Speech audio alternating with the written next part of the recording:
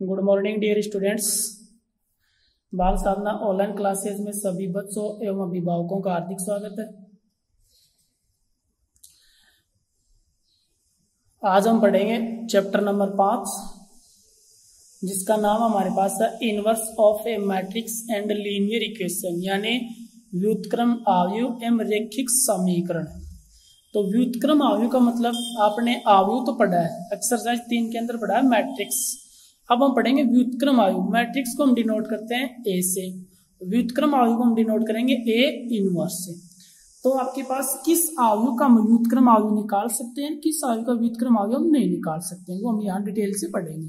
Okay, तो व्युत्क्रम आव्यूह पढ़ने से पहले हमारे पास 2 डेफिनेशन है। पहली तो है व्युत्क्रमीय आव्यूह और दूसरी आपके पास है अव्युत्क्रमीय आव्यूह। तो देखो, नॉन सिंगुलर मैट्रिक्स क्या होती है? वह वर्गाकार आव्यूह जिसके संगत, यानी आव्यूह कौन सा होना चाहिए? वर्गाकार, जिसके अंदर पंक्ति और स्तंभों की संख्या क्या हो? समान। वह वर्गाकार आव्यूह जिसके संगत सारणिक का मान 0 न हो, यानी उस वर्गाकार आव्यूह की यदि हम सारणिक का मान निकालते हैं और उसका मान 0 नहीं आता है तो वो आव्यूह कौन सा कहलाता है?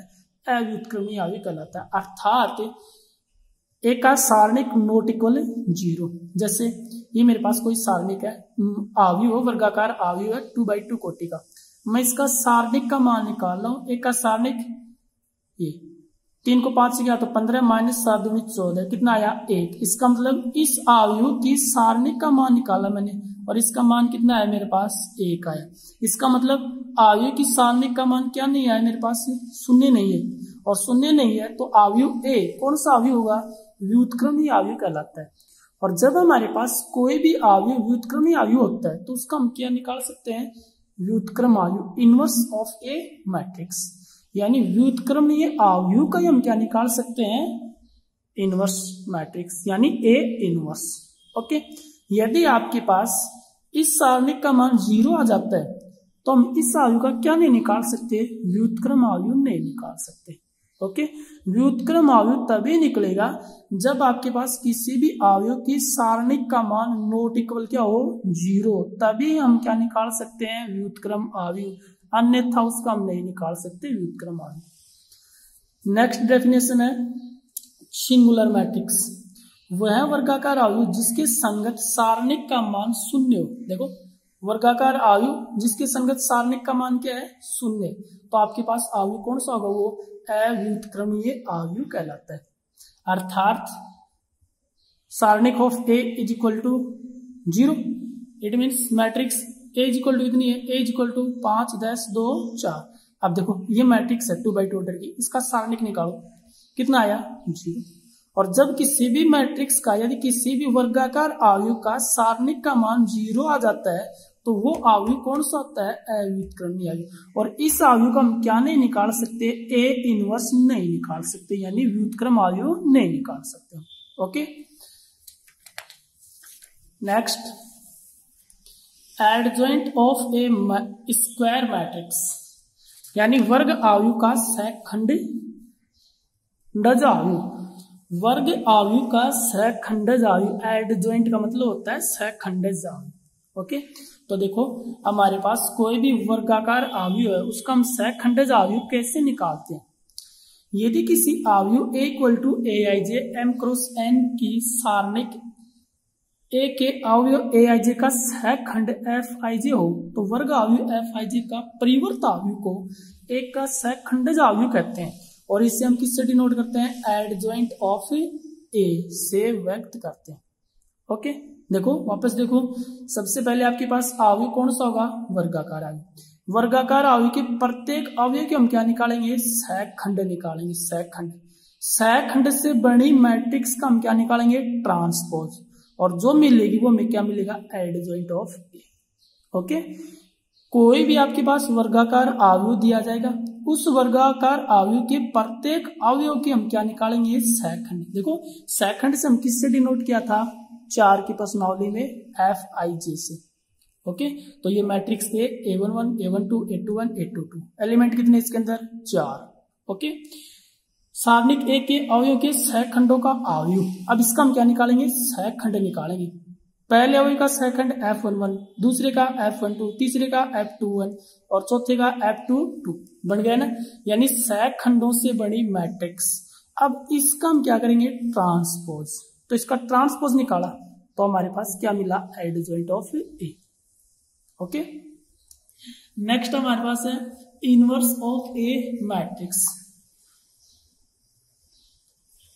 अवयव का परिवर्त। तो अवयव का परिवर्त क्या होगा, यदि ए एन कोटि का वर्ग अवयव, यानी मैट्रिक्स ए वो एन कोटि का क्या है, वर्ग अवयव है, जिसके अंदर पंक्ति और स्तंभों की संख्या क्या हो, समान हो, तथा एन कोटि का कोई अवयव बी इस प्रकार हो कि A P equal to B A equal to I, यानी ए और जो बी जो मैट्रिक्स है वो किस कोटि की है, एन कोटि की, और वो किस प्रकार से हो कि मैट्रिक्स ए को और मैट्रिक्स बी को मैं मल्टीप्लाई करूं तो आई आना चाहिए, मैट्रिक्स बी को ए से मल्टीप्लाई करूं तो भी कितना आना चाहिए, आई, यानी ए को बी से और बी को ए से। आई का मतलब है आइडेंटिटी मैट्रिक्स। तो अवयव ए को व्युत्क्रमी अवयव कहते हैं तथा बी को अवयव ए का व्युत्क्रम अवयव कहते हैं। बी को हम क्या कहते हैं, ए का व्युत्क्रम अवयव, तथा इसे हम किससे डिनोट करते हैं, ए इनवर्स, यानी मैट्रिक्स ए का inverse matrix A inverse, matrix B का इनवर्स मैट्रिक्स बी इनवर्स। और इसका ये फॉर्मूला है, ये आपको याद रखना है कि ए इनवर्स इक्वल टू क्या होता है, एडजॉइंट ए अपॉन ए का सारणिक। ए इनवर्स मैट्रिक्स ए का इनवर्स, एडजॉइंट ए ऊपर हम पढ़ चुके हैं एडजॉइंट ए क्या होता है, कैसे निकालते हैं, और हम क्वेश्चन करेंगे तो अच्छी तरह समझ में आ जाएगा। उसके बाद नीचे हमारे पास क्या है, सारणिक ए, यानी कोई भी अवयव दिया जाएगा उसकी हम क्या निकालेंगे, सारणिक। अब यहाँ देखो मैंने आपको क्या बताया था पीछे, एक तो व्युत्क्रमी अवयव और एक अव्युत्क्रमी अवयव। उसके बाद हमारे पास देखो यहाँ हमने पढ़ा था व्युत्क्रमी अवयव के अंदर सारणिक का मान क्या नहीं होना चाहिए, जीरो नहीं आना चाहिए, और यदि सारणिक का मान जीरो नहीं आएगा तो इसका हम क्या निकाल सकते हैं, व्युत्क्रम अवयव। यदि सारणिक का मान जीरो आ जाता है तो उसका हम क्या नहीं निकाल सकते, व्युत्क्रम अवयव नहीं निकाल सकते, नहीं निकाल सकते ना, क्यों, क्योंकि देखो यदि मैं यहाँ जीरो पुट करता हूं सारणिक का मान एडजॉइंट ए अपॉन जीरो, तो वैल्यू क्या हो जाती है, अनडिफाइंड, इनफाइनाइट आ जाती है, ठीक है ना, तब इसका हम क्या नहीं निकाल सकते, ए इनवर्स, यानी सारणिक का मान नीचे जीरो नहीं होना चाहिए, उस अवयव की सारणिक का मान जीरो नहीं आना चाहिए। क्यों नहीं आना चाहिए, क्योंकि यदि उसका मान जीरो आ जाता है, सारणिक का मान, वो वैल्यू हम यहाँ पुट करते हैं तो इसकी वैल्यू कितनी आती है आपके पास, अनडिफाइंड, इनफाइनाइट, जो कि हमारे पास क्या है कि अपरिभाषित है। ओके, फिर हमारे पास इसकी आती है प्रॉपर्टी बेटा, तो इसकी प्रॉपर्टी आपके पास है, ये याद रखनी है आपको नोट, यदि अवयव ए तथा बी क्रम एन क्रम का वर्ग अवयव, यानी अवयव ए और बी किस क्रम का वर्ग अवयव है, एन क्रम का।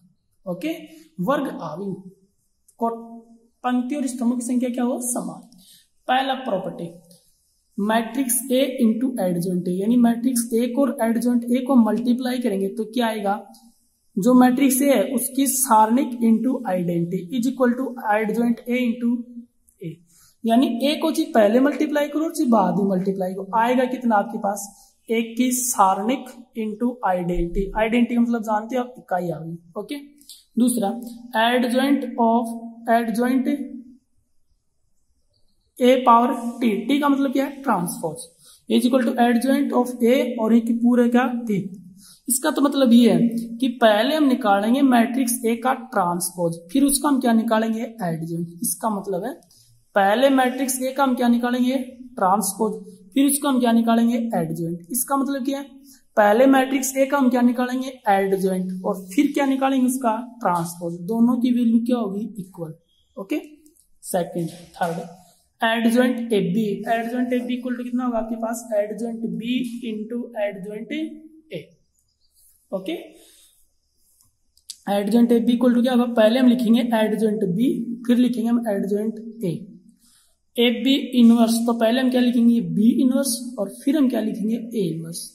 आपने 3 की प्रश्नावली में पढ़ा हुआ है, 3 की प्रश्नावली के अंदर था परिवर्त अवयव की प्रॉपर्टी, उसके अंदर हमारे पास ये पढ़ा होगा आपने, ए बी का ट्रांसपोज, तो हमने क्या लिखा था वहां, बी का ट्रांसपोज इंटू ए का ट्रांसपोज लिखा था ना, वही कंडीशन इसमें, A B adjoint A B, तो adjoint B into adjoint A B का inverse B inverse into A inverse. Okay, इसका मतलब देखो मैट्रिक्स ए का ट्रांसपोज फिर उसका inverse, is equal to matrix A का इनवर्स फिर उसका ट्रांसपोज, दोनों की वैल्यू क्या होगी सेम। इसमें पहले निकाल रहा हो ट्रांसपोज फिर इनवर्स, इसमें पहले निकाल रहा है इनवर्स और फिर ट्रांसपोज, उसके बावजूद भी लेफ्ट इज इक्वल टू क्या आता है राइट। तो ये प्रॉपर्टी है आपके पास से, ये प्रॉपर्टी याद रखनी है आपको। ओके, अब हम करेंगे क्वेश्चन एक्सरसाइज 5.1।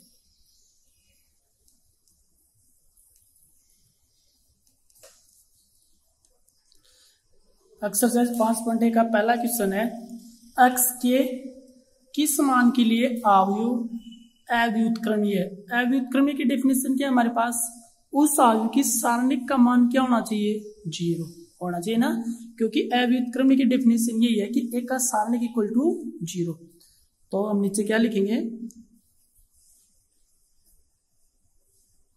अव्युत्क्रमीय अवयव की परिभाषा से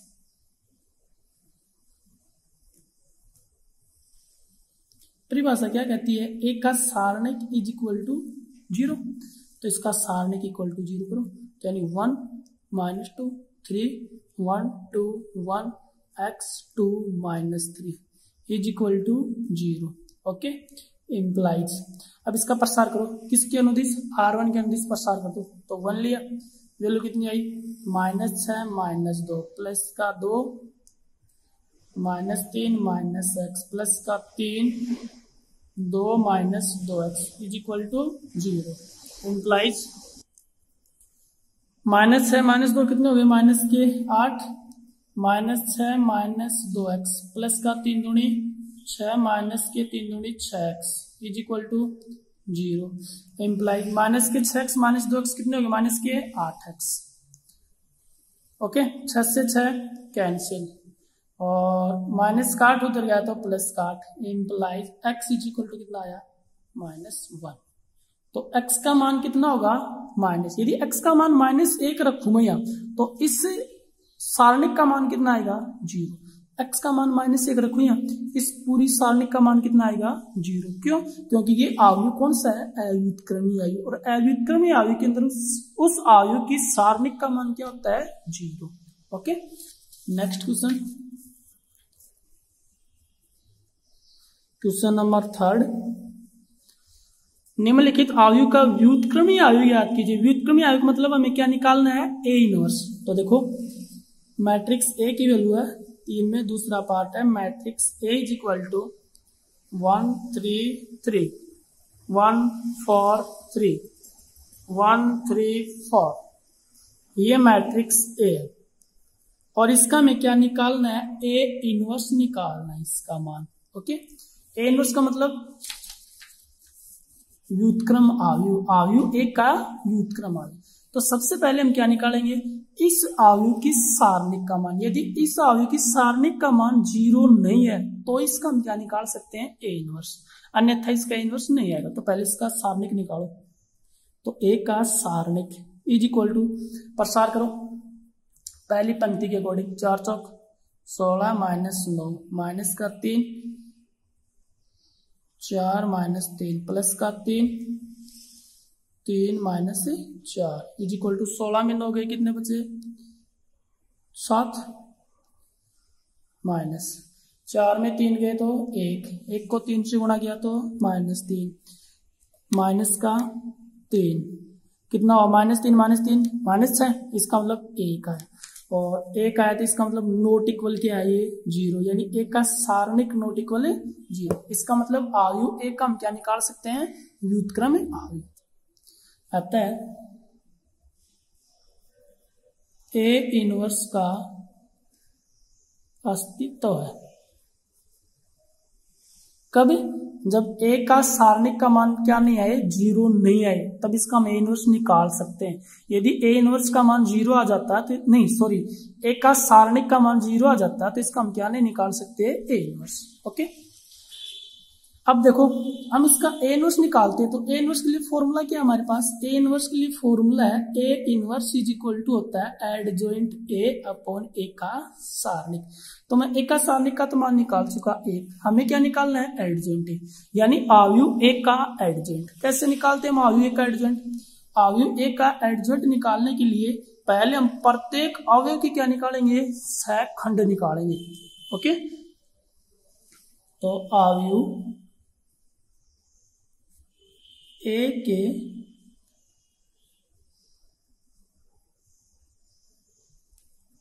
अवयवों के सहखंड निकालने पर देखो हम कैसे निकालते हैं। सहखंड का सूत्र क्या हमारे पास, F I J is equal to क्या होता है, -1 की power I plus J into M I J, ये फॉर्मूला होता है। पहले मैं निकाल रहा हूं अवयव एक, तो क्या लिखूंगा मैं, ये F11 कौन सा अवयव, एक, तो F11/1 इज इक्वल टू -1 की पावर 1 प्लस 1, देखो आई का मान 1, जे का मान 1, तो 1 प्लस 1 2, तो -1 की पावर 2 इंटू M11, देखो 11, और M11 का मतलब क्या होता है, पहला मैं अवयव एक का निकाल रहा हूं, तो एक की संगति पंक्ति स्तंभ को छोड़ दो, क्या बच गया, 4 3 3 4, मल्टीप्लाई करो इसको, कितना आया, कितना आया, -21 कर कितनी होती है, +4 को 4 से गया तो 16 माइनस का 9, कितना आया 7। फिर मैं अवयव 3 की निकाल रहा हूं, कितना आया F12/3, यानी जो अवयव 3 है वो किस पोजीशन के ऊपर है, पहली पंक्ति दूसरा स्तंभ, यानी अवयव 3 का सहखंड। आई का मान 1, जे का मान 2, कितना आया 1 + 2 3, यानी -1 की पावर 3। कौन सा अवयव ले रहा हूं मैं, 3, तो 3 के संगत पंक्ति छोड़ दो और स्तंभ छोड़ दो, क्या बच गया 1 3 1 4, -1 की पावर 3 कितना आएगा, -4 को 1 से गुणा किया तो 4 -3 बराबर कितना आया -1। ओके, फिर क्या निकालेंगे हम, F13/3, पहली पंक्ति तीसरे स्तंभ का अवयव का सहखंड, -1 की पावर 1 + 3 4, जब हमने अवयव ये 3 लिया तो इसके संगत पंक्ति और स्तंभ छोड़ दो, क्या बच गया 1 4 1 3, वैल्यू निकालो, -1 की पावर 4 क्या होगी, +3 को 1 से गुणा किया तो 3 -4 बराबर कितना आया -1। ओके, इसी प्रकार 1 4 3 1 3 4 सभी के हम क्या निकालेंगे, सहखंड, इसी प्रकार निकालेंगे। ओके, अब हमने सभी के सहखंड निकाल लिए, F21 F22 F23 F31 F32 F32।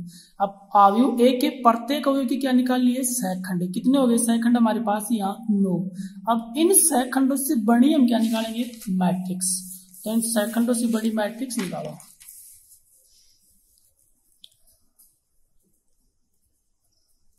अवयव ए के सहखंडों से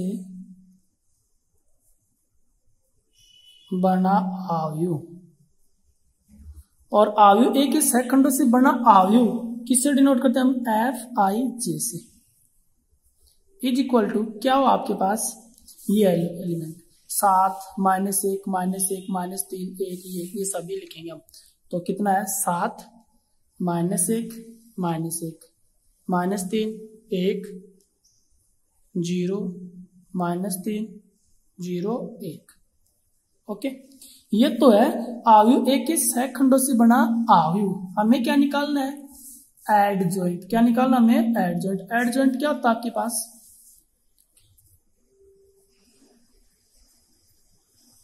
एडजॉइंट ए इक्वल टू क्या होगा, Fij का ट्रांसपोज, यानी इस अवयव का क्या निकालेंगे हमें, ट्रांसपोज, तो इसका ट्रांसपोज निकाल लो, 7 -1 -1 -3 1 0 -3 0 1, ये हमारे पास आ गया एडजॉइंट ऑफ ए। ओके, वापस देख लो, सबसे पहले हमारे पास कोई भी अवयव, उस अवयव के हम क्या निकालेंगे, पहले सारणिक का मान, ठीक है, फिर उस अवयव के प्रत्येक अवयव के हम क्या निकालेंगे, सहखंड। सारणिक निकालने के बाद अवयव एक अवयव के सहखंड, जो आपने 4 की प्रश्नावली में पढ़ा है, यहाँ अवयव 9 है तो सहखंड भी कितने होंगे हमारे पास, 9। ओके, उसके बाद अवयव ए के सहखंडों से बना अवयव निकालेंगे हम, Fij, एफ आई जे निकालने के बाद एडजॉइंट ए इक्वल टू होता है एफ आई जे का ट्रांसपोज, यानी इस मैट्रिक्स का हम क्या निकालेंगे अभी, ट्रांसपोज। तो इसका ट्रांसपोज आएगा ये हमारे पास क्या आया, एडजॉइंट ए। अब हमारे पास फॉर्मूला है, कहता है A inverse is equal to क्या होता है, adjoint of A by A का सारणिक, implies A inverse is equal to A का सारणिक का मान कितना है, 1। अब किसी भी संख्या के नीचे हम 1 करेंगे, 2/1, 5/1, 10/1 कितना आता है, वही संख्या आती है। तो इस सारणिक के नीचे मैं 1 किया तो ये सारणिक आएगी आपकी, सॉरी यही मैट्रिक्स आएगी आपके पास। तो 7 -3 -3 -1 1 0 -1 0 1, ये हमारे पास आ गया आव्यूह ए का व्युत्क्रम आव्यूह। Okay, next question next video में। धन्यवाद।